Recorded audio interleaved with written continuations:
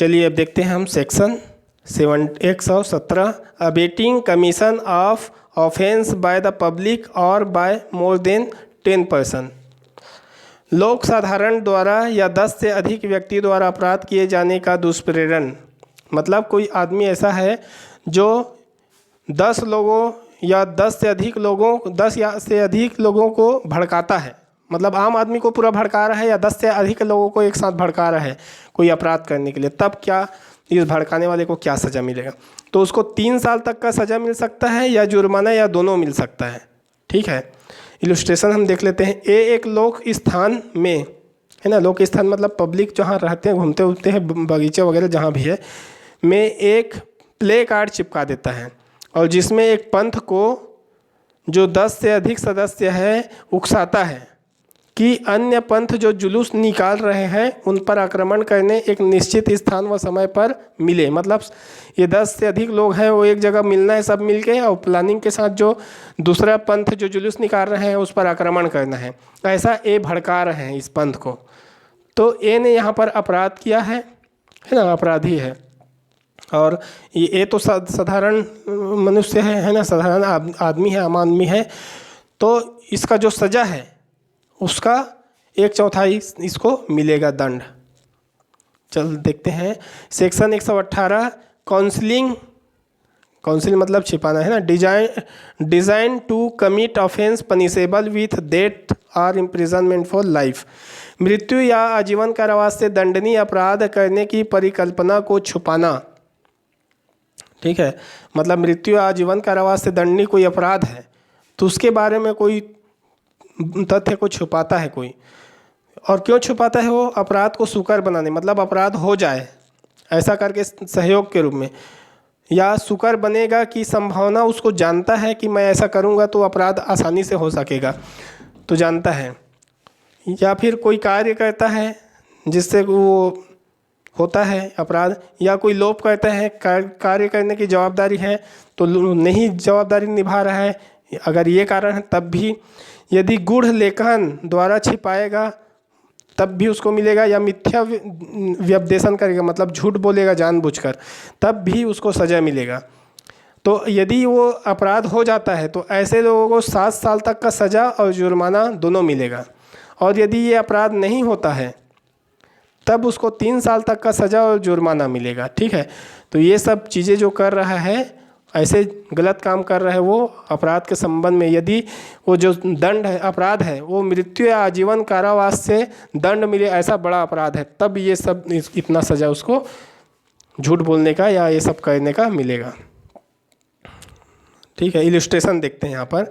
यह जानते हुए कि डकैती एम स्थान पर पड़ेगी, ए को पता है कि एम नाम का कोई शहर या गांव या जगह पर डकैती होने वाला है, मजिस्ट्रेट को एन स्थान पर जो कि एम का उल्टा दिशा में है पढ़ने की इत्तला दे देता है। मतलब जो मजिस्ट्रेट है उसको बता देता है कि एन स्थान पर डकैती पड़ेगा, जबकि इसको पता है कि एम पर पड़ने वाला है, और एन और एम उल्टा दिशा में है, उधर जाएगा तो इधर पहुंचने में उसको बहुत लेट लगेगा, तो गुमराह किया है ना जानबूझकर।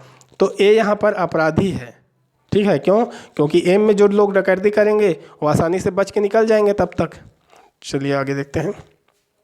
अब हम देखते हैं section 119 public servant concealing design to commit offence with which it is his duty to prevent. मतलब ऐसा ऊपर में अभी हमने जो पढ़ा है, ऐसा गलत अपराध गलत काम यदि कोई पब्लिक सर्वेंट कर रहा है जिसका काम ही है उसको रोकना, तब क्या उसको सज़ा मिलेगा? किसी ऐसे अपराध के लिए जाने की परिकल्पना का लोक सेवक द्वारा किया जाना जिसका निवारण करना उसका कर्तव्य है ना। तो यदि ऐसे में अपराध अगर हो जाता है तो उसको दीर्घतम जो भी सज़ा उसके लिए है उसका आधा तक या जुर्माना या फिर दोनों मिलेगा, और यदि अपराध ना हो पाए तो दीर्घतम का 1/4 भाग तक मिलेगा, या जुर्माना या फिर दोनों मिल सकता है।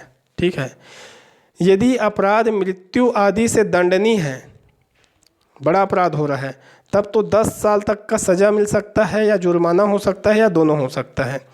मृत्यु या जीवन कारावास से का कोई अपराध से संबंधित है तब, और ये जो है अगर छोटा अपराध है उसके बारे में दिया है। इलस्ट्रेशन देख लेते हैं। ये पुलिस अधिकारी है उसको पता है कि बी लूट की परिकल्पना बना रहा है, मतलब प्लानिंग बना रहा है, ठीक है, तो अपराध को सुकर बनाने इत्तिला देने का लोभ करता है ना। ये जो इत्तिला देना था, जानकारी आगे देना था, पुलिस अधिकारी है उसको, पूरा कार्यालय वगैरह को, तो वो लोभ करता है, जानबूझ के छिपाता है, जबकि इत्तिला देना इसका कर्तव्य था। तो ऐसे स्थिति में ये जो है अपराधी है और इसको जो लोक सेवा को जो सज़ा मिलना है उसके हिसाब से इसको सज़ा मिलेगा।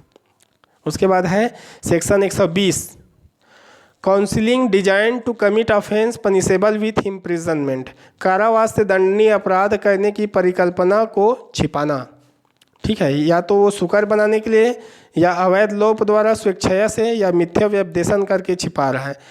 तो यदि अपराध यदि हो जाता है, ठीक है, तो फिर दीर्घतम जो भी उसका सज़ा है उसका 1/4 मिलेगा।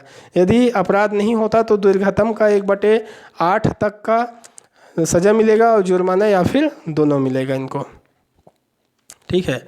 अब हम देख लेते हैं चैप्टर 5A, क्रिमिनल कॉन्स्पिरेसी, आपराधिक षड्यंत्र, ठीक है। तो सेक्शन 120A कहता है डेफिनेशन ऑफ क्रिमिनल कॉन्स्पिरेसी, आपराधिक षड्यंत्र की परिभाषा।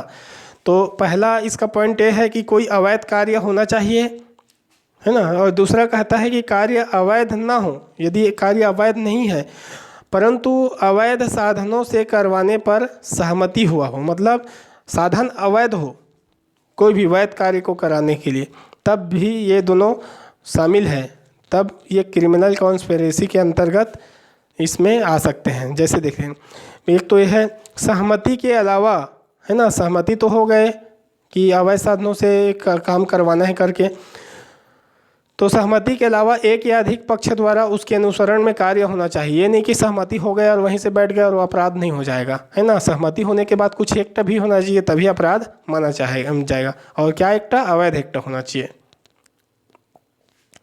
120B, punishment of criminal conspiracy. तो एक क्रिमिनल कॉन्स्पिरेसी या आपराधिक षड्यंत्र करते हैं उसके लिए क्या दंड है?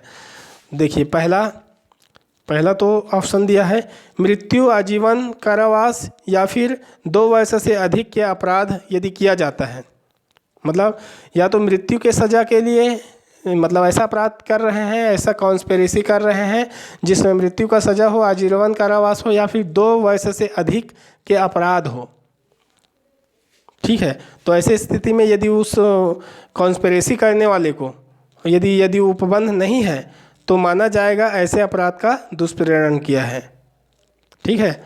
मतलब कॉन्स्पिरेसी किया है, लेकिन अगर उपबंध नहीं है कि कॉन्स्पिरेसी के लिए क्या सज़ा है, तो ऐसा माना जाएगा कि मृत्युदंड या आजीवन कारावास या 2 वर्ष से अधिक अपराध के लिए करने के लिए किसी को दुष्प्रेरित किया है, और दुष्प्रेरक को जो सज़ा मिलना चाहिए यही सज़ा इस कॉन्स्पिरेसी करने वाले लोगों को मिलेगा,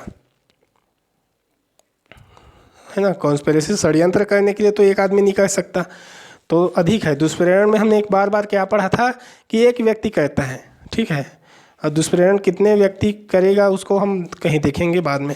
दूसरा, उपरोक्त के अलावा में, मतलब 2 वर्ष से कम वाले सज़ा मान सकते हैं कि अपराध के लिए यदि कोई कॉन्स्पिरेसी किया जाता है, तो ऐसे कॉन्स्पिरेसी करने वाले या षड्यंत्र करने वाले लोगों को 6 माह तक सज़ा मिल सकता है या जुर्माना मिल सकता है या दोनों भी दिया जा सकता है, ठीक है।